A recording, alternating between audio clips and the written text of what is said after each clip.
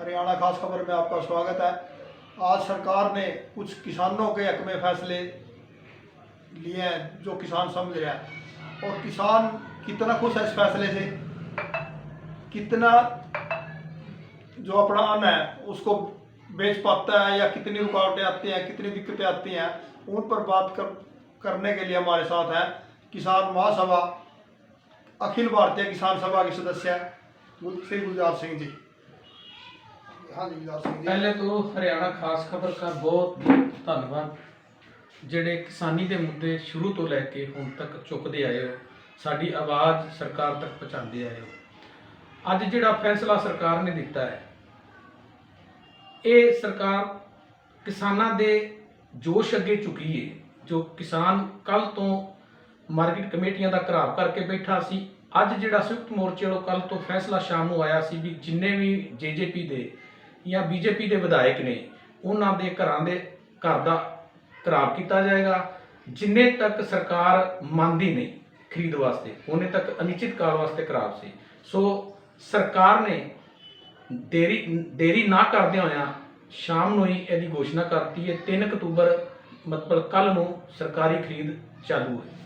कल इतवार है, संडे है, क्या कल से हो जाएगी ये? और दूसरी बात ये है कि जो ये प्रेशर किसानों ने सरकार पर बनाया है, ये प्रेशर का असर है। बिल्कुल जी बिल्कुल, लाखों की तादाद में किसान आज सड़कों पे उतरा था। BJP चाहे JJP के विधायकों के घरों का घेराव किया था। हजारों की तादाद में एक विधायक के घर किसान बैठे थे अपनी ट्रॉलियां लेके।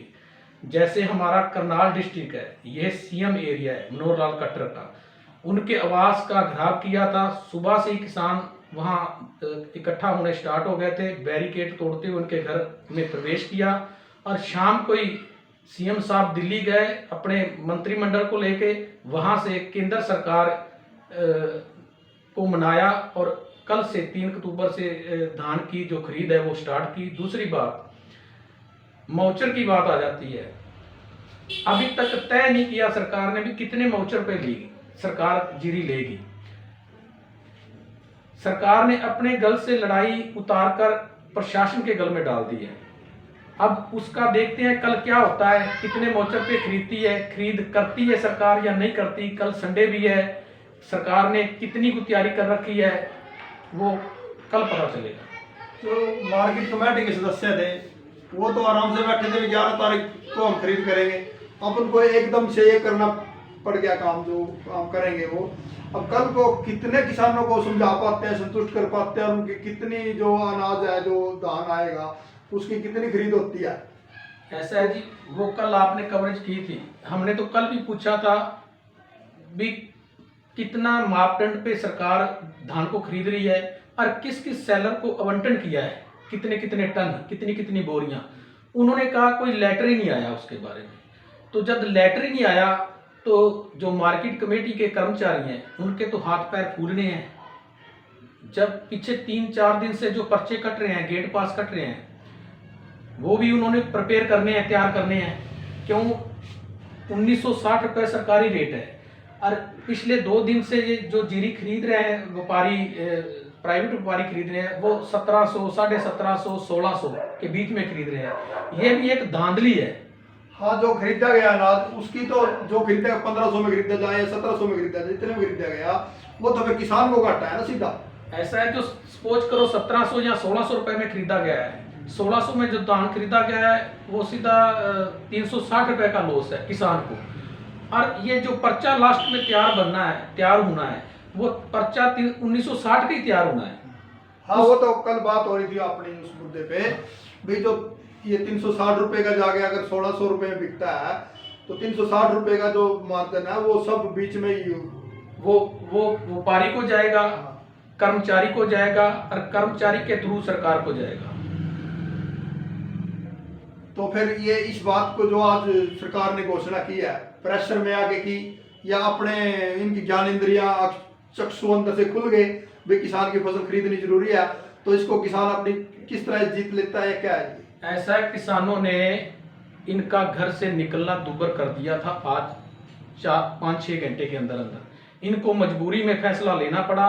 और जो ये जीत कह रहे हैं चाहे सीएम मनोहर लाल खट्टर कह रहा है मैं केंद्र गया वहां से मनाया, सरकार का इसमें कोई रोल नहीं है। अगर सरकार चाहती, सरकार का अगर रोल होता हरियाणा सरकार का, तो 25 तारीख को इन्होंने ऐलानिया था भी हम धान की खरीद स्टार्ट करेंगे।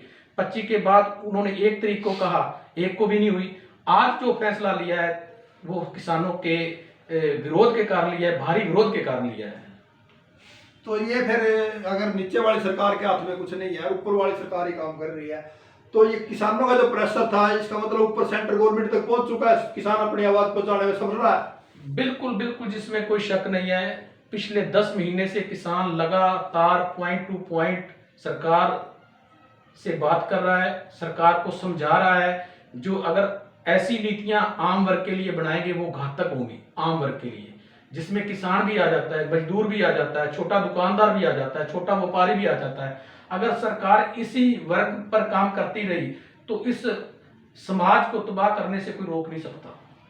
बिल्कुल बिल्कुल, आपकी सही बात है।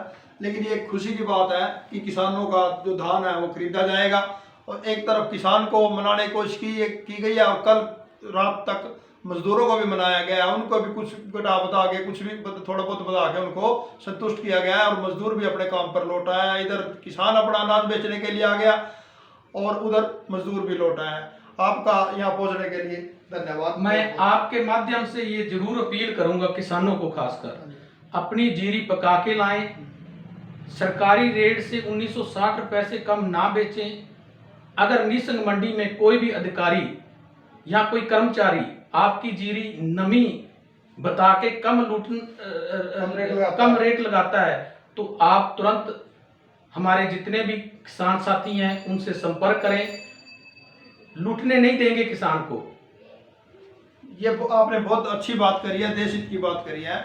इसमें भी किसान भी ना लूटे और सरकार का और व्यापारी का भी नुकसान ना हो। अगर आप जीरी को अच्छी तरह, धान की फसल को अच्छी तरह सुखा के लाएंगे, उसमें अच्छा दाना होगा, तो उस पर व्यापारी भी और सरकार भी अच्छे रेट देगी, जिससे किसान का भला होगा।